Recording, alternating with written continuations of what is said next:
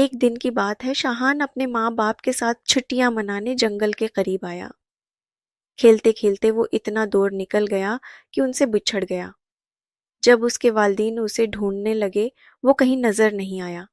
وہ رونے ہیں لگا، اس کی آنکھوں میں آنسو تھے اور وہ ڈر سے ادھر ادھر دیکھ رہا تھا۔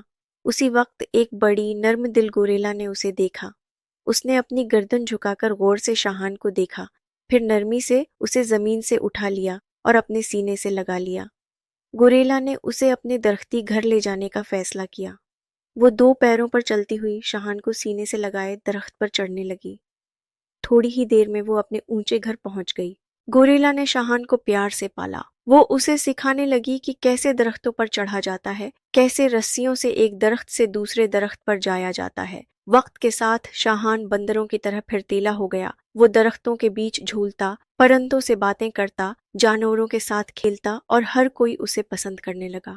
گوریلا فخر سے زمین پر بیٹھی اسے دیکھتی جب وہ اونچے درخت کی شاخ پر بیٹھ کر پرندوں سے باتیں کرتا۔ جنگل کا ہر جانور اس کا دوست بن گیا، سوائے ایک کے، ایک بڑا اور خطرناک شیر، شیرو۔ شیرو کو شاہان کی موجودگی پسند نہیں تھی۔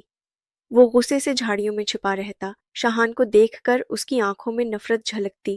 وہ کہتا، یہ انسان ہے، ہمارے دشمن ہے۔ کئی بار اس نے شاہان پر حملہ کرنے کی کوشش کی، لیکن شاہان ہر بار بچ جاتا۔ وہ بہادر تھا، ہوشیار تھا اور ہمیشہ تیار رہتا۔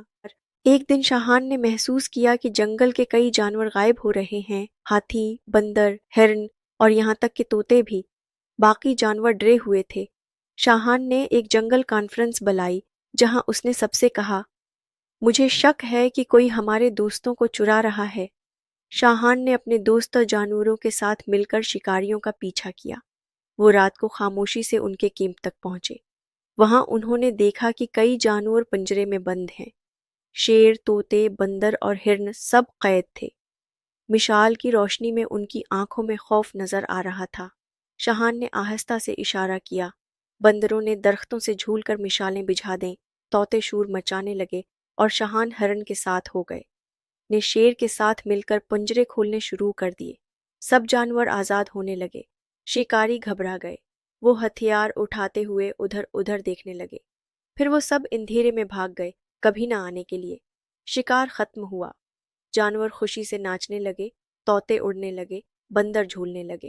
شیرو، جو پہلے شاہان کا دشمن تھا، اب اس کے پاس آیا، اسے دیکھا اور آہستہ سے سر ہلایا۔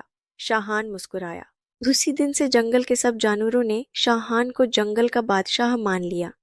ایک بہادر، نڈر اور سب کا خیر خواہ شاہان ٹارزن